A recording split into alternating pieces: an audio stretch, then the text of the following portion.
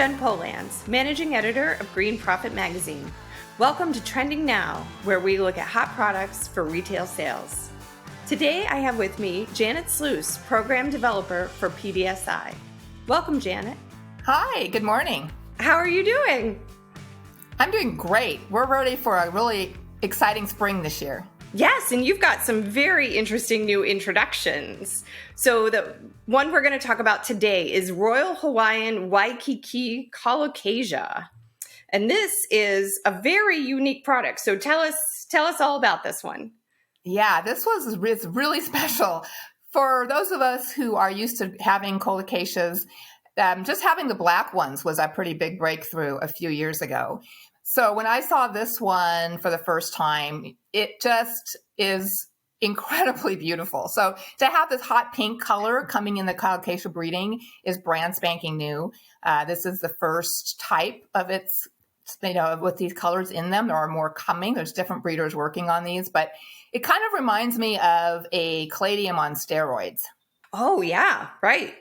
Tell us about some of the benefits of this. Well, what's nice about colocasias is that they are a presence in and of themselves. So if you have this in your landscape in the garden, or you have it on in your patio on a pot, they shine in the landscape. They're a little bit bigger. They're a little bit sturdier. They are hardy to zone 7B.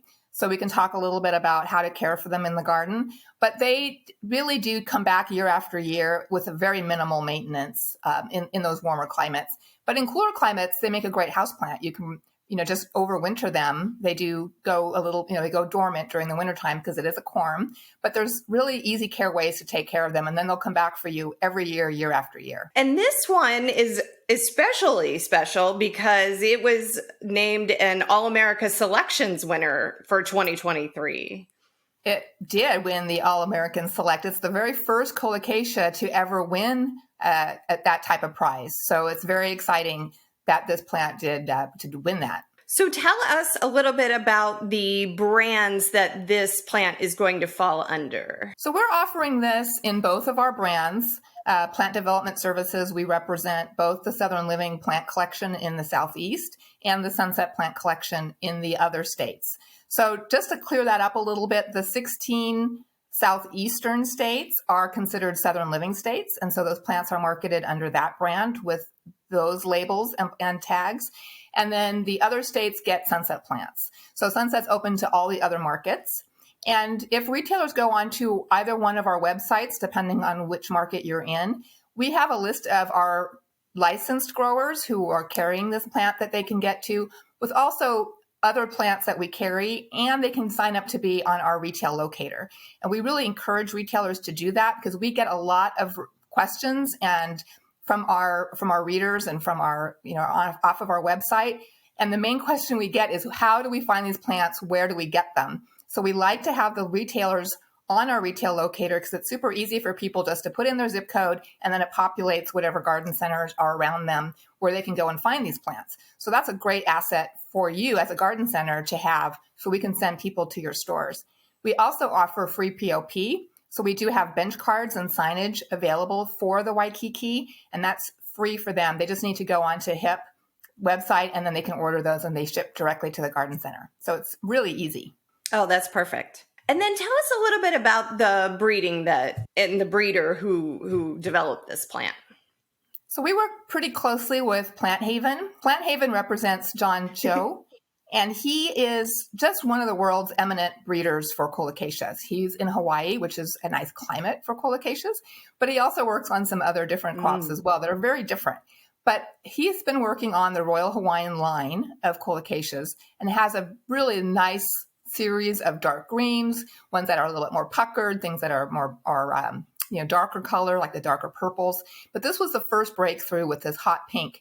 And I will say that these plants, they grow into that color. So when they first come out, they are a solid green. And then as the plant ages, it does create that. First, it goes into the white with a little bit of a purple speck in it. And then that speck grows to this, fully pink stripe down the mid-ridge.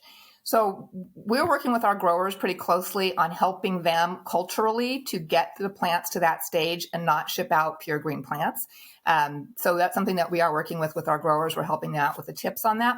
But this plant really shines in its second year. So I think that's something that we will be communicating also, is that this plant really, after the first year, is when it really will start to show the color very heavily. And the other thing I would like to tell consumers is that this plant is so easy to overwinter. It likes to be wet when it's in its growing stage, but it needs to be dry in its dormant stage. So just like a bulb. So if you're in a warmer climate, you can leave it outside. If you're in a cooler climate, you have two choices. You could either leave it in a pot and bring that pot into a garage or someplace where it will overwinter. Just make sure that it's in a dark spot, in a cool spot, and that it's not getting wet. So that's the key. I live in the Pacific Northwest or in the Bay Area. So what I do is I just put it under the overhang of my house so it doesn't get the rainfall, it dries out. And then in the spring, I just move it back and it comes back beautifully every year. So these are true perennials, and they do need to go down to, they'll have a dormant season, but they're easy to take care of as long as you just let them dry out a little bit. So for example, me in Cleveland, though, I would bring it into the garage and let it sit for the winter. You'd want to keep it above zero in that type of climate. Okay. And then just make sure that it is, like a dahlia bulb. You can either pull it out of the ground and store it that way, or you can just have it in a pot and move it into a garage or a protected area. Okay. And then here we have it in the ground also in the landscape. Yes. So in the landscape, a lot of colocasias get super big. I don't know if anyone's seen those, but I know I've seen them that can get to be 9-10 feet tall. So this guy's going to stay a little bit more compact. It's going to be in that 3.5 to 4 foot range once it's mature, and about that size in a clump.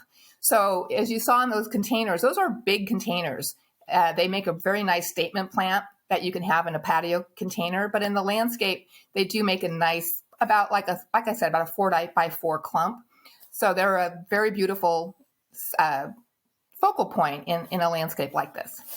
Okay, great. And is there anything else that you would like retailers to know about this beautiful plant before we finish up?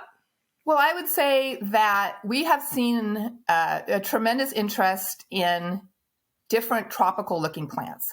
And I think we've all experienced the houseplant boom, which is seeming to settle down a little bit now, but houseplants have been such a hot item, and colors in houseplants have been such a hot item. And we do see that also in the tropical world and in the plant world. So there's not a lot of pink foliage plants that we're seeing, but this is a plant that actually will pull that pink foliage look from the landscape into the house and vice versa. So it's very easy to grow this as a summer houseplant indoors, or have that transition. You can have houseplants in the house and you can have them outside on your patio. It's a nice transition plant to put in both places for the consumer. So I would encourage retailers to actually display these in different parts of the garden center. You can have them with your indoor plants. You can also have them outside as a patio plant. And it makes a nice transition. Landscapers and interior designers really like that. They like to pull the colors from the inside to the out and vice versa. So I think this is a really good plant to be doing that with.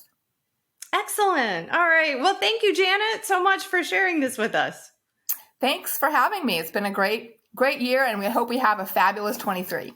I hope so. I hope all of our retailers do too. And thank you, retailers, for watching our Trending Now videos. Stay tuned for more. And on behalf of Ball Publishing, I'm Jen Polanz, signing off.